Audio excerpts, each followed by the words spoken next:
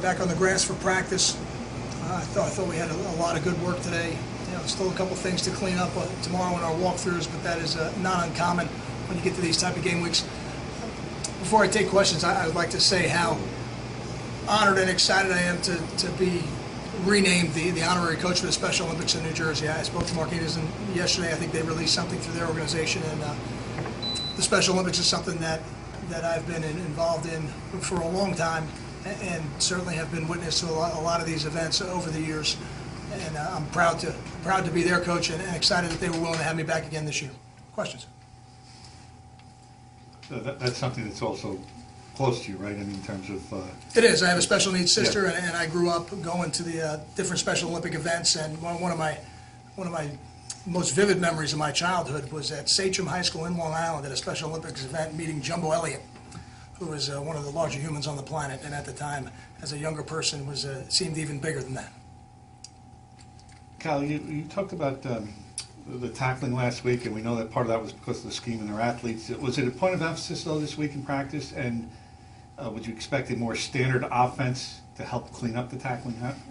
It's a point of emphasis every week.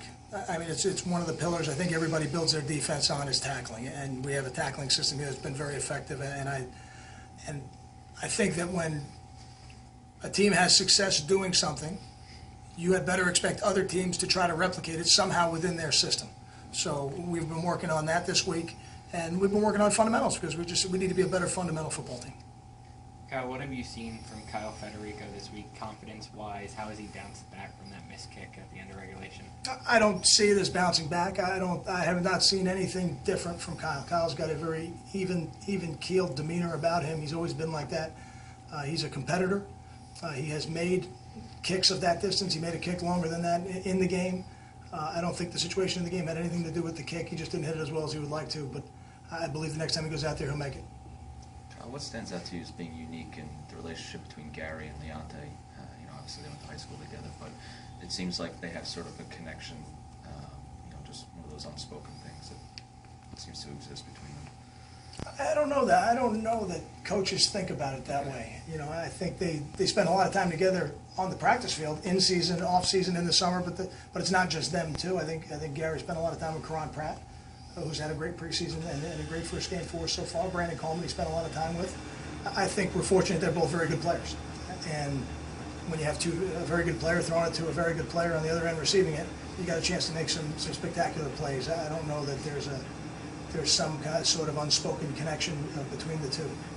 So obviously you expect Gary to go through his reads, but do you expect Leonte to kind of develop into that security blanket for Gary?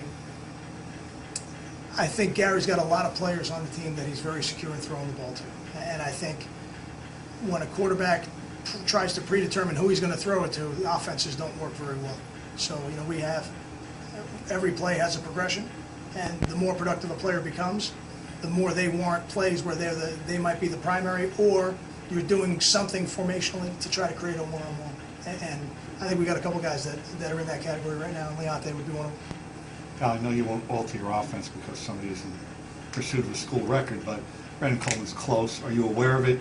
I think his teammates are aware of it. He needs to touchdown catches to tie Tim Brown's school record for career. Is it something you know about? I'm aware of it because people have said it to me. I'm sure he's aware of it. I think the players know kind of what the numbers are. I don't think it affects the way he prepares. It certainly does not affect the way we call the game. Right. I think it's a little trickier to do. I remember when Brian was in the Syracuse game, I want to say in 2006, was going for that type of record. It's a little easier with a running back when you can line up and hand them the ball. Mm-hmm. I don't know that it's that cut and dry with a receiver all the time. So, it's something he's aware of, but Brandon's going to get plenty of opportunities to catch a ball this year within our offense. So if that leads to a record, that's fine, and if it doesn't, and it leads to wins, I think Brandon's going to be fine with that too. Okay, do you tend to see a big jump between game 1 and game 2 for first-time guys, Steve Longa, Chris Muller, Ruhan, guys like that? I don't know if it would be just one game. You like to see improvement every week, but I think the way, and every season is different. Last year we played 4 games by, 4 weeks by, 4 games by, and then the last 4 games. This year's a little bit different. We play 4 games, then we have a bye, then we play 2 games in 10 days, then we have another bye. So it's a little bit of more of a unique schedule than what I've been a part of. So I think for us, we would like to see a steady progression through the first 4 games, and then have a bye week to evaluate what it is we need to work on the bye week. But right now, we're worried about today. We just finished practice, and we're going to go back and watch it and evaluate it and see what we got to clean up for tomorrow, and then play a game on Saturday that hopefully, from a fundamental and from an execution standpoint, is a better game than we played last week. What kind of Just having excitement two more. are guys like that giving off, knowing it's going to be their first home game at Rutgers, and especially, sold out student section, everything like that?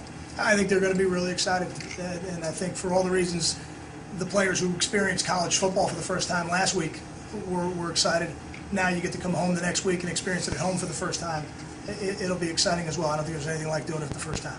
Kyle, what did you see from how Gary responded to adversity in the game and the loss, and how did that show his development as a leader on this team? Gary's a competitor. He's a competitor first, and he's developed into an excellent leader as he's matured, as he has performed better and more consistently, and as he has worked with the other players on the offense, being an upperclassman now. So I don't see the bouncing back in the game. What I see that as is his competitive spirit, and that's Gary. Gary is going to go out there, regardless of what the defense did or didn't do on the last drive. Gary will go out and compete, and I think he's always been like that. And the difference now is not only is he like that, but he's a better player, he's in the best shape of his life, and he's become a better leader. Thanks, guys.